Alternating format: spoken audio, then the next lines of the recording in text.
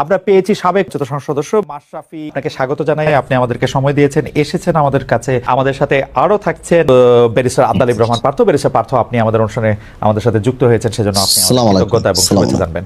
আমি প্রথমে আন্দোলন খুব পরিকল্পিতভাবে চালিয়ে নেওয়া হয়েছে, কিছুই হঠাৎ হয়নি। এই আন্দোলন কি শুরু থেকেই কোটার আড়ালে সরকার পতনের আন্দোলন ছিল? আপনার একটু মন্তব্য শুনতে চাই। আপনি আমাদের একটু বলবেন জুলাই অভ্যুত্থানের ফল। যদি এক কথাই উত্তর দিই তাহলে বলতে হবে যে আমি আসলে ব্যর্থ হয়েছি, এখানে অ্যাবসলিউটলি ব্যর্থ হয়েছি। প্রথম যে জিনিসটা, আর দ্বিতীয় কথা হচ্ছে যে আমি কথা যদি বলতে হতো, ধরেন আমি যদি কথা বলতাম, অবশ্যই যৌক্তিক কোটা সংস্কার নিয়ে যে আলোচনা হচ্ছিল শুরুতে, সবাই যখন চেয়েছিল যে আমি কথা বলি, তখন যৌক্তিকভাবে কোটা সংস্কার হবে সেটা, বা কোটা সংস্কার হতে যাচ্ছে এটা পরিষ্কারভাবে বোঝা যাচ্ছিল, বা আমার কাছে মনে হচ্ছিল যে কোটা সংস্কার হয়তো বা হবে।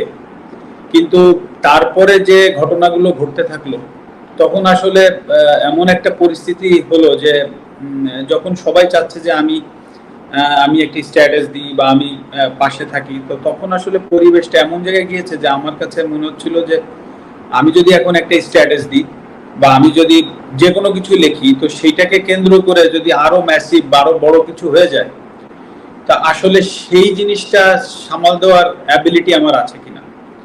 তো সবকিছু মিলিয়ে আসলে ঘটনাগুলো এত দ্রুত ঘটেছে, তো আমার পক্ষে সম্ভব হয়নি, তবে আমি চেষ্টা করিনি সেটা না।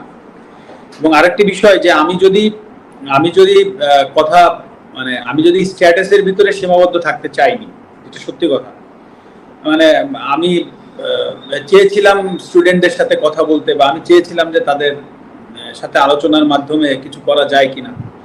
হ্যাঁ, কারণ আমি যদি একটা স্ট্যাটাস দিতাম, তাতে করে যা কিছু ঘটেছে, যা কিছু হয়েছে,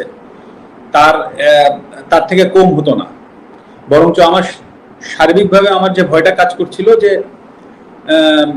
আমার স্ট্যাটাসের কারণে বা আমার কোনো একটা ভুল পদক্ষেপের কারণে যদি জিনিসটা আরো বড় হয়ে যায়, তখন সেটা সামাল দেওয়ার আমার ক্ষমতা আছে কিনা।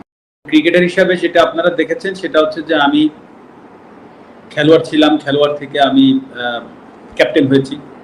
তো ক্যাপ্টেন হওয়ার পরে খুব স্বাভাবিকভাবেই আমি যদি ভালো হয়, হয়তো অনেক সময় আমাকে যেতে হয়নি প্রেস কনফারেন্সে, বা আমাকে যদি কেউ ম্যান অফ দি ম্যাচ হয়, তারা গিয়েছে। তো ম্যাচ যখন হেরেছি তখন আমি গিয়েছি, তো বা আমরা কোথায় কি ভুল করেছি বা যে দায়বদ্ধতা, সেগুলো আমাকে কাঁধে নিতে হয়েছে। এবং আপনি আমার যতগুলো প্রেস কনফারেন্স আছে সবগুলো ঘাটলে দেখবেন যে আমি সবগুলো দায়ী আমরা ব্যর্থ হয়েছি, বা আমি ব্যর্থ হয়েছি, বা আমার লিডারশিপটা জায়গায় থাকতে পারিনি, এটা। কিন্তু এটা তো একটা রাজনৈতিক জায়গা, প্রথম বিষয়। দ্বিতীয় বিষয় হচ্ছে এটা জাতীয় বিষয় হয়ে গিয়েছে। আবার এই আমি আমার দলের ক্যাপ্টেনও না, আমি আমার দলের অধিনায়কও না, আমি আমার দলের সহ অধিনায়ক। আমি এইমাত্র রাজনীতিটা শুরু করেছি, তো আমাকে আইদার উপদেষ্টা মণ্ডলীতে থাকতে হবে হয়তো, বা আমাকে ওই দায়িত্বটা পাইতে হবে যে আমি যে কথা বলবো, বা সেরকম সুযোগ না পাইলে তো আসলে আমার কথা বলার সুযোগ থাকে না। তো এখানে হুট করেই আমি একটা জায়গায় চলে গেলাম, একটা দায়িত্ব নিয়ে কথা বললাম, সেইখান থেকে একটা বড় ঘটনা আবার ঘটে গেল, তখন সেই দায়ভার আমার কাঁধে আসলো। তো এই সব বিষয়বস্তু কিন্তু আছে, যে আমি এখন সবকিছু মিলিয়ে যে আমি চেষ্টা করিনি সেই কথা না, আমি চেষ্টা করেছি, আমার সাধ্যমতো চেষ্টা করেছি, হয়তো আমার সুযোগটা আসেনি। আর সর্বোপরি এখানে তো আমি কারো দোষ দিব না বা দোষ দিতে যাচ্ছিও না। খেলোয়াড় জায়গা থেকে যে আমি ব্যর্থ হয়েছি সেটা আমি প্রথমে অ্যাকসেপ্ট করেছি, এখনো করছি। তবে আমি চেষ্টা করিনি সেই জায়গাটা একেবারেই বলবো না যে আমি চেষ্টা করিনি, আমি হয়তো বা পারিনি। আমি নড়াইলের মানুষকে, যারা আমাকে সংসদে পাঠিয়েছে, আমি কালকে তাদেরকে কি প্রশ্নের উত্তর দিতাম যে আমরা আপনাকে অনেক আশা করে এখানে পাঠিয়েছিলাম যে নড়াইলকে আপনি একটা জায়গায় পৌঁছে দিবেন, আমি তাদেরকে কি প্রশ্নের উত্তর দিতাম? সবকিছু স্বাভাবিক হতো। তো আমার জায়গা থেকে আসলে যে জিনিসটা করার দরকার ছিল, যেটা আমার কাছে সবসময় মনে হয়েছে পুরো আন্দোলনের ভেতরে, ওইখান থেকে দাঁড়িয়ে আমার কাছে মনে হয়েছে একটা স্ট্যাটাস দিলে সবকিছু সমাধান হয়ে যেত, সেটা না, আমি আরো বড় পরিসরে কিছু করতে পারতাম কিনা, এবং সেটা স্টুডেন্টদের কাছে যে তারা হয়তো বা নাও আসতে পারতো, সেটা তাদের ব্যাপার ছিল। কিন্তু আমার হয়তো বা ওই খারাপ লাগাটা থাকতো না যে না আমি চেষ্টা করিনি বা চেষ্টা করে পারিনি, সেই জায়গাটা হয়তো আমার থাকতো না। কিন্তু সেটা পারিনি, যেটা বললাম যে ব্যর্থ হয়েছি, পারিনি। আপনাকে আমি বলতে পারি যে আমার মেয়ে সে ইনস্টাগ্রাম ইউজ করে, আমার ইনস্টাগ্রাম থাকলেও আমি ফলোয়ার না। তো সে 17 তারিখ থেকে তার ইনস্টাগ্রামে সে অনেক কথা স্টুডেন্টদের পক্ষে লিখে গিয়েছে, বলেছে। তো আমি তো ইনস্টাগ্রাম ফলোয়ার না, তো আমাকে আমার এক ছোট ভাই বলল যে হুমায়রা বোধহয় স্ট্যাটাস দিচ্ছে, মানে আমার মেয়ে। তো তখন আমি আমার মেয়েকে জিজ্ঞেস করলাম যে তুমি কি স্টুডেন্টদের পক্ষে আন্দোলনে স্ট্যাটাস দিচ্ছ? তো আমাকে বললো হ্যাঁ আমি দিচ্ছি, তোমার কোনো প্রবলেম আছে কিনা? তা আমি বলেছি না, আমার কোনো প্রবলেম নাই। এবং আমি ওকে এটাও বলেছিলাম যে তোমার স্কুল থেকে যদি আন্দোলনে যাই, মেক শিওর যে তুমি তাদের সাথে থেকো। মানে এই কথাটা বলার কারণ ছিল এটাই যে আসলে তার কাছে যেন কখনো মনে না হয় যে আমার পদের জন্য বা আমার চেয়ারের জন্য আমি তাকে ওখানে আটকায় রাখছি।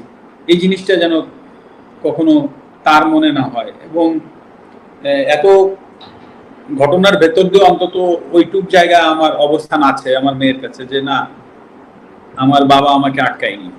আর একটা কথা বলি এর ভেতরে অল্প একটু, যেটা হচ্ছে আজকে কোটা আন্দোলনের যে স্টুডেন্টরা আছে বা যে সমন্বয়কের ভেতরে একজন ক্রীড়া মন্ত্রণালয়ের উপদেষ্টা মহোদয় জনাব আসিফ সাহেব যিনি হয়েছেন, আপনি দেখবেন উনি কিন্তু খেলাধুলা নিয়ে এখন থেকে উনি কাজ করবেন, বাংলাদেশের সার্বিক খেলাধুলার বিষয়গুলো নিয়ে কাজ করবেন। এখন যদি আল্লাহ না করুক কালকে একটা প্রবলেম হয়, আল্লাহ না করুক যদি কোনো একটা খেলাধুলায় কোনো জায়গায় প্রবলেম হয়, উনি কিন্তু প্রধান উপদেষ্টা মহোদয় ডক্টর ইউনূস স্যারের কাছে যাবেন, বা সিনিয়র উপদেষ্টা মহোদয় যারা আছেন উনাদের সাথে আলোচনা করে এসেই কিন্তু উনাকে স্টেটমেন্ট দিতে হবে। It's very simple. কারণ উনি একটা দায়িত্বশীল জায়গায় আছেন। তো হুট করেই একটা সমস্যার সমাধান উনি একা কিন্তু এসে এই আপনাদের সামনে মানে প্রেসের সামনে হুট করে বলে ফেলতে পারবে না। তো দায়িত্বশীল জায়গাগুলো কিন্তু অনেক কিছু চিন্তা করে কথা বলতে হয়। তো সেই জায়গা থেকে সেই জায়গাটাই কিন্তু আমি ছিলাম। হ্যাঁ, আপনি আমাকে খেলোয়াড় মাশরাফি বলছেন, আমি সেভাবে উত্তর দিচ্ছি, কিন্তু অ্যাট দ্য সেম টাইমে কিন্তু আমি একটা দায়িত্বশীল চেয়ারে বসেছিলাম। তো হুট করেই আমি কিন্তু ফ্রন্টে এসে একটা কথা বলে দিলাম, আর তাই নিয়ে একটা বিশাল আরো বড় কিছু হয়ে গেল। সেটার ট্যাকেল দেওয়ার ক্ষমতা আদৌ আমার আছে কিনা, বা বর্তমানে যারা কাজ করবেন তাদেরও কিন্তু এই জিনিসগুলো ভেবেচিন্তে কাজ করতে হবে। তো এটা কিন্তু ভেরি সিম্পল ব্যাপার। তো আমি যেটা বলতে চাচ্ছি যে হ্যাঁ আমি ব্যর্থ হয়েছি, কিন্তু আসলে আমারও তো সীমাবদ্ধতা আছে বা ছিল, এটাও কিন্তু সত্য কথা। কিন্তু সেটাকে যে আমি এক্সকিউজ হিসেবে দাঁড় করাচ্ছি সেটা না। কারণ মানুষের দাবি ছিল, প্রথমত আমি একজন খেলোয়াড়, তারপরে আমি সংসদ সদস্য। আমি খেলোয়াড় থেকে আমার পরিচয় মাশরাফি না হলে আমি অবশ্যই ওই সংসদ সদস্যে আমার যে ডাক নাম ছিল, আমার নড়াইলের মানুষ চিন্ত কৌশিক নামে, সেই নামে আমি নিশ্চয়ই সংসদ সদস্য হইতে পারতাম না। তো খেলোয়াড় মাশরাফির জায়গায় যে আমি ব্যর্থ হয়েছি সেটা কিন্তু আমি একবারও বলছি না। বাট আপনি এট দ্য সেম টাইমে ভাবেন যে আমি একটা সংসদ সদস্য ছিলাম একজন, সেই পজিশন থেকে হুট করে আমি একটা মন্তব্য